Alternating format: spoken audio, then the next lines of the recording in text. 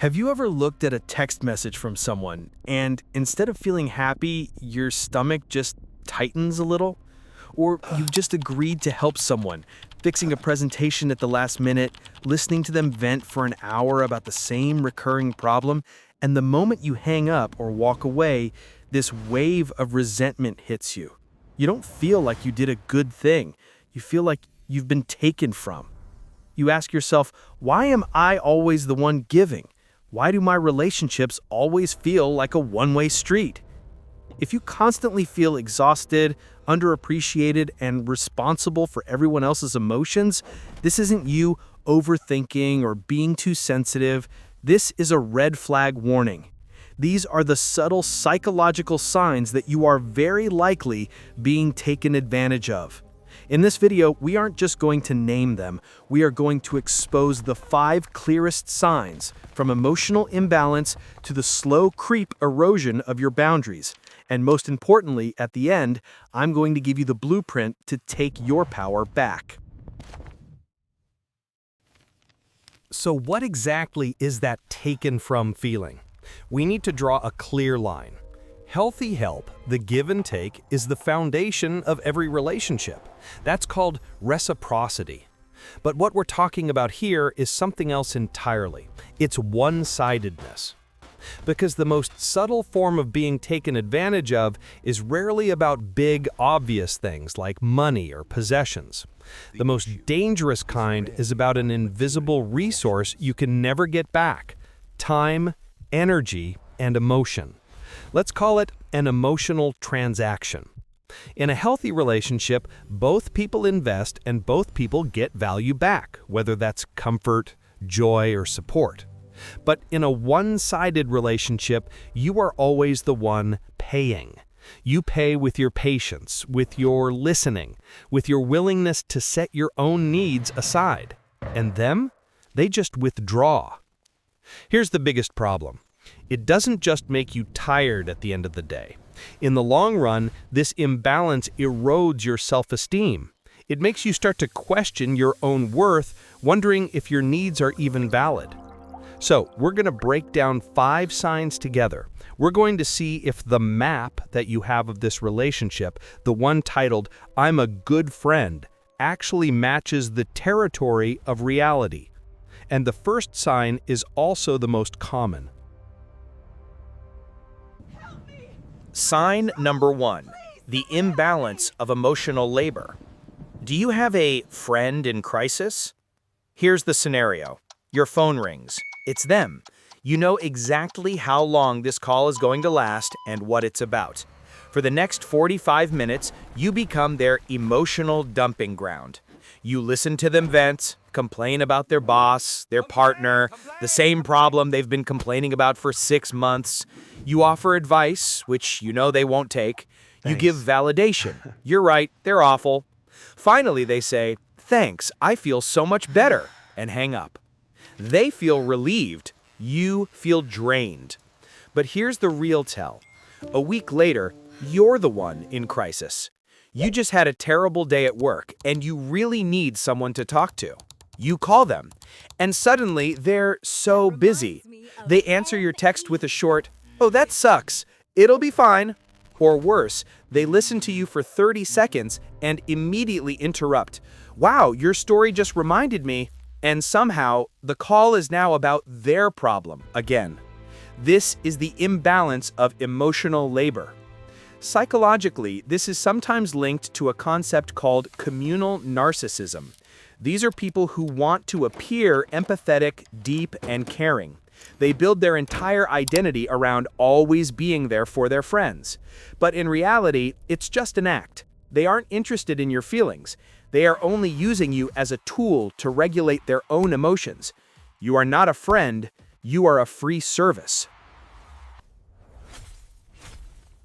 Sign number 2, conditional presence. Think about the 6-month acquaintance. This is the person who, when their life is going great, they're in a new relationship, they have a new job, or they're traveling, completely disappears. You hear nothing from them. Your messages are left on read. They're too busy to meet up. But then something happens. They have a breakup, they get fired, they need to move, or they need a professional connection that only you have. Suddenly your phone blows up. Hey, how are you? It's been too long. I miss you. You feel happy to reconnect, but be careful. Count it down. 3, 2, 1, and there's the pivot. Oh, by the way, could you? This is conditional presence. They don't see you as a friend. They see you as a backup resource. Psychologically, this can be explained by social exchange theory in its most negative form. This theory suggests that social relationships are essentially transactions based on costs and benefits. The person taking advantage has calculated, consciously or unconsciously, that the cost of maintaining a minimal connection with you, like an occasional like on your photo or a happy birthday text, is very low, while the benefit, what they can get from you when they need it, like a huge favor, financial help, or event session, is very high. They aren't investing in a relationship, they're investing in a future option for help. You are not a friend. You are their low-cost, high-return investment. Sign number 3, passive aggression and guilt tripping. What happens when you, in a rare moment of self-respect, decide to say no? You brace yourself for a fight. But a master manipulator won't do that. They won't yell. They won't argue. They'll do this. They will let out a long, heavy sigh. Their voice will suddenly get small, fragile, and they'll say one of the following. Oh, it's fine. I understand.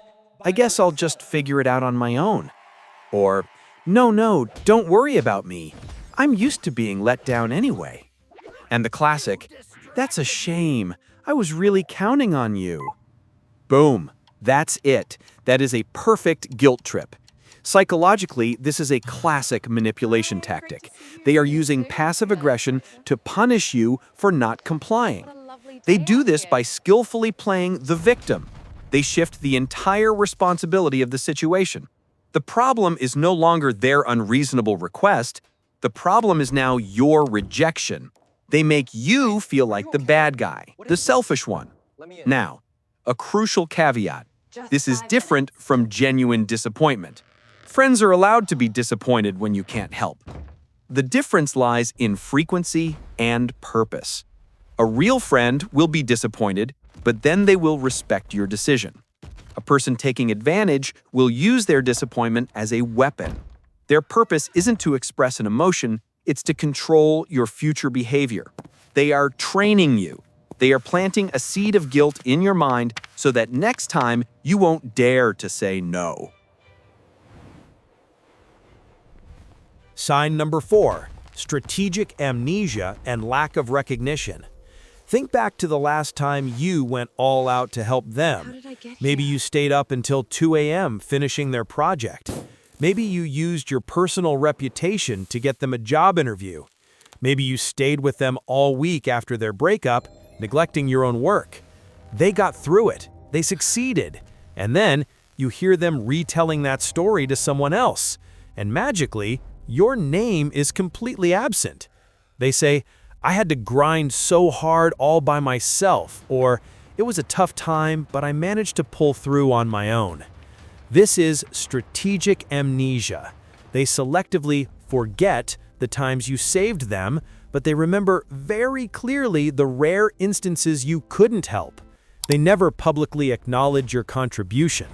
The thank you, if it comes at all, is a quick, passing thanks, as if you just handed them a pen.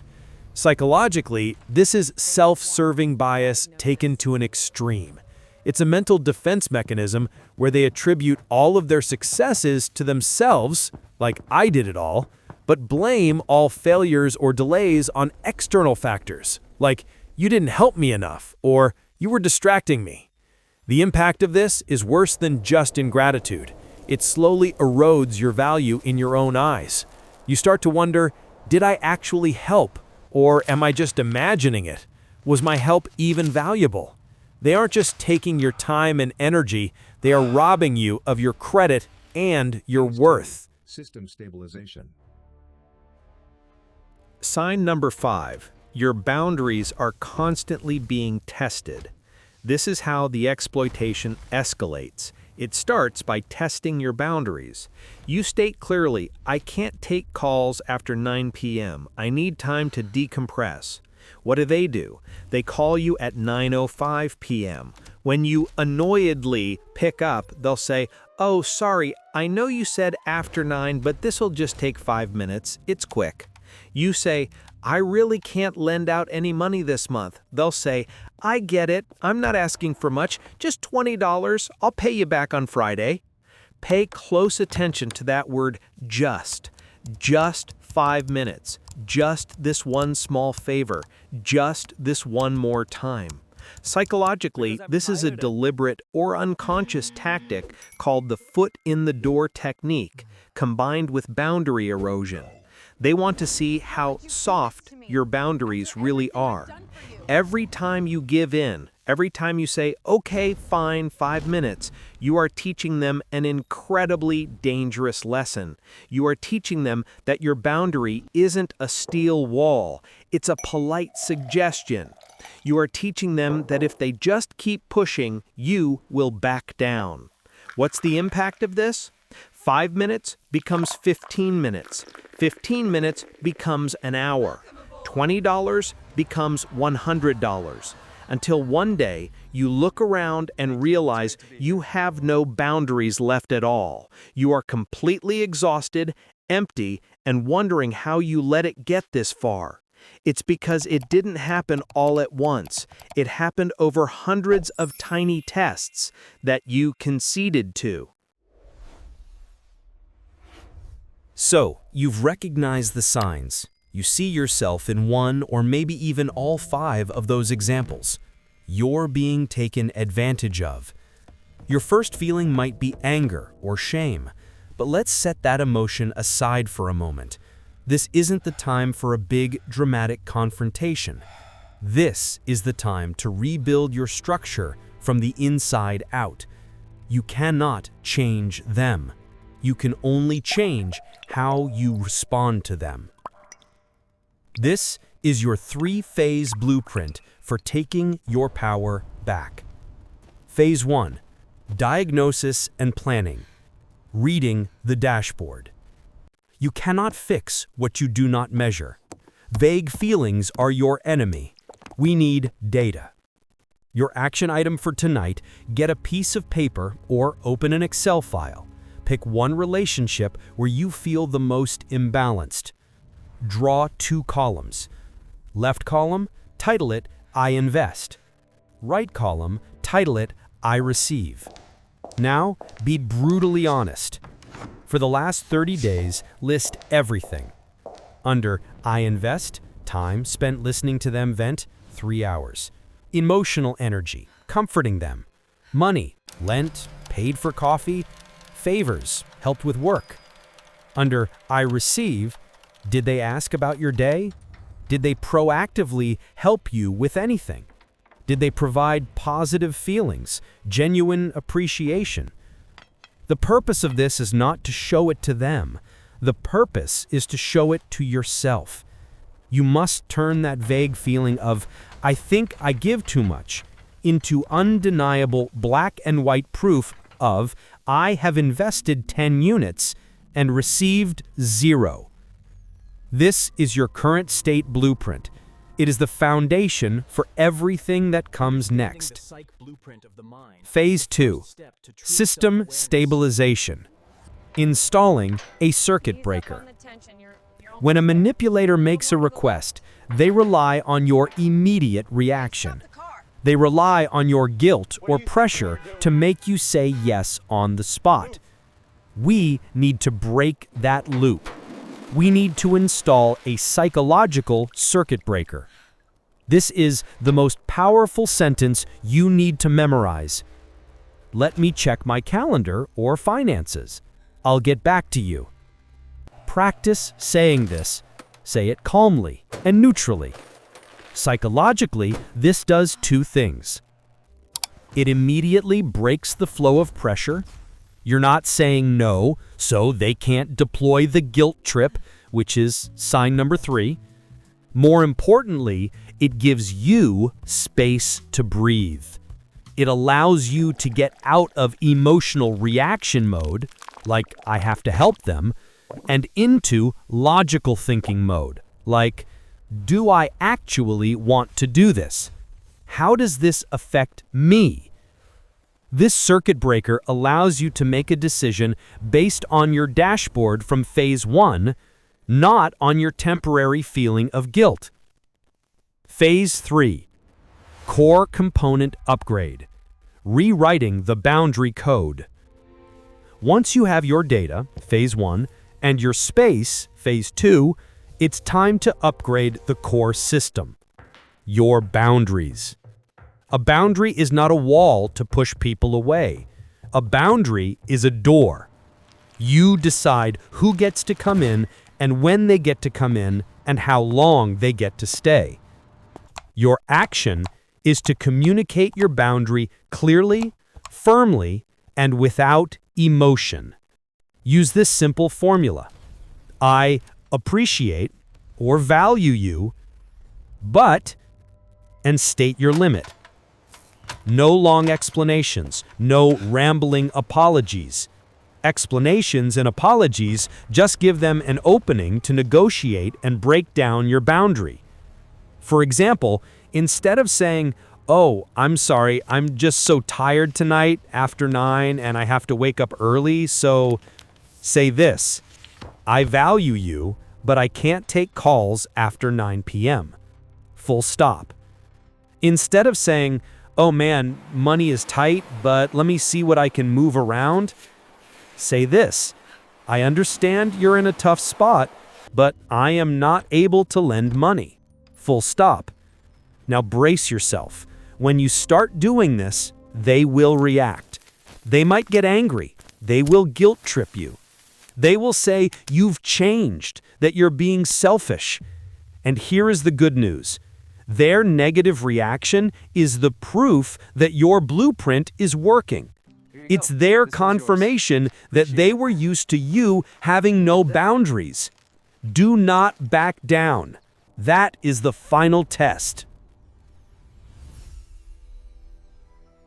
As we've seen, being taken advantage of isn't always one big, obvious act. It's usually a slow erosion. It starts with you becoming the emotional dumping ground, sign 1. Then you notice they only show up when they need something, sign 2. If you dare say no, you're punished with guilt, sign 3.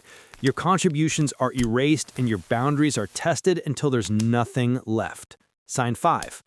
But the blueprint we just laid out isn't just about stopping other people. It's about being fair to yourself.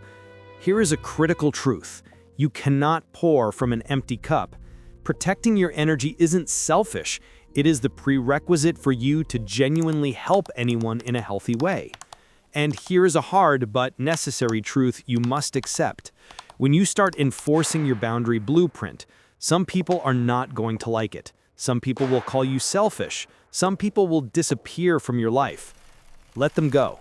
That is not a loss. That is a filtration. You are making room for people who actually respect you, people who understand that a relationship is a two-way street. So I want to ask you this. Which of these 5 signs resonates the most with your life? And what is the very first step you are going to take from your blueprint?